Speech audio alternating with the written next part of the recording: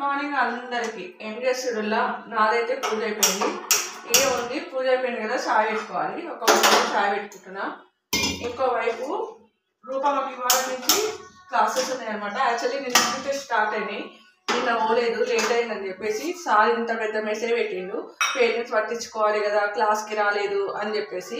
ఇక అందుకని రూపమ్మని లేపిన, ఫ్రెష్ అవుతుంది. ఇక ఆమె 8 గంటలకే పోవాలి, 8 గంటలకే క్లాస్ ఉంటా అంటే ఆమె 7:40 వరకు బయట ఉండాలి. నా బిడ్డ ప్రసాదంవి. ఇక చాయ్ పెట్టుకుంటా, చాయ్ పెట్టుకున్నప్పుడు వంట చేయాలి రూపమ్మకి.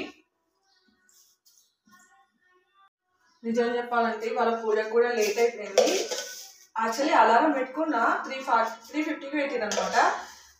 10 to 4 వరకు 10 minutes దాకా 4కి పెట్టుకున్నా. చలి మస్తు చేస్తుంది, అందుకని మళ్ళీ వండుకున్నా. నిద్ర లేవాలని మెలకు వచ్చింది, కాకపోతే లేవాలంటే చలి పెట్టుతుంది.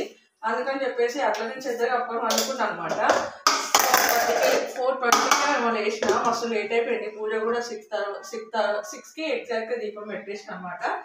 ఇదేమో రైస్ పెట్టేసుకుంటే, ఇదేమో చాయ్ కాకుండా వంట చేయాలా. పూజ అయితే అయిపోయింది, దీపం వెలుగుతుంది. చాయ్ అయితే మసులుతుంది, చాయ్ తాగి వంట చేయాలి. మా స్టవ్ ఎందుకు టక్ టక్ టక్ టక్ అనే సౌండ్ వస్తుంది, ఎందుకు సౌండ్ వస్తుంది అర్థమే తెలీదు. ఇది తీసుకొని ఎన్ని రోజులు అయింది, ఒక 3 years అయిపోయింది అనుకుంటా. 3 years కంప్లీట్ అయింది. పొయ్యి తీసుకొని ఒకసారి చూపిద్దామంటే స్టవ్ చేసేటోళ్ళు వస్తారు. ఏంటి అంటే నేను ఇంటికాడ ఉన్నప్పుడు వాళ్ళు రావాలన్నమాట. కరెక్ట్గా నేను ఆఫీస్కి పోయేటందుకు ఆడుస్తారు. కుక్కర్లు చేస్తాం, స్టవ్లు చేస్తాం, బీరువాలు చేస్తాం, మిక్సీలు చేస్తాం అని చెప్పేసి ఆ టైంకి నేను ఆఫీస్కి పోయి అడవుల్లో ఉంటా. సండే రోజు వస్తారేమో అని చూస్తా, అస్సలు రారు. మన టైము అట్లుంటుంది అనమాట.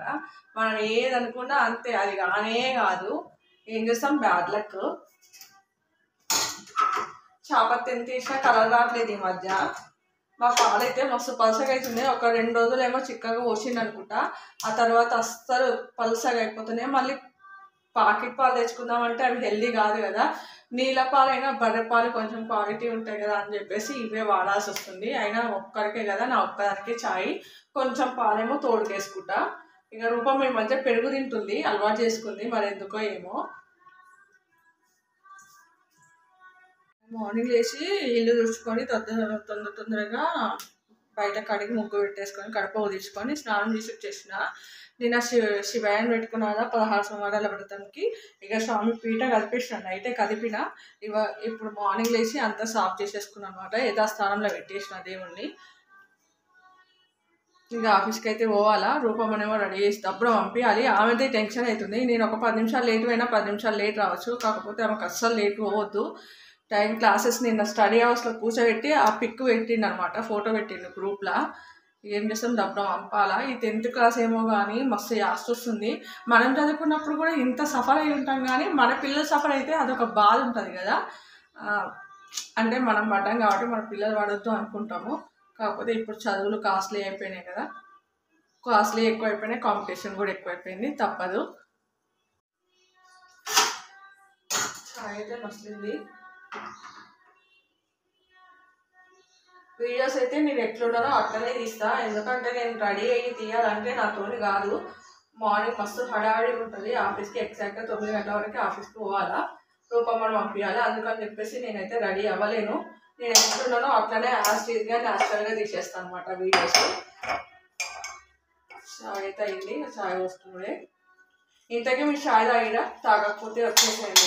ఇంకెందుకు ఆలస్యం. మా వీడియో కనుక మీకు నచ్చినట్టయితే లైక్ చేయండి, షేర్ చేయండి. మరిన్ని వీడియోస్ కోసం మా ఛానల్ని సబ్స్క్రైబ్ చేసుకోవడం అస్సలు మర్చిపోకండి.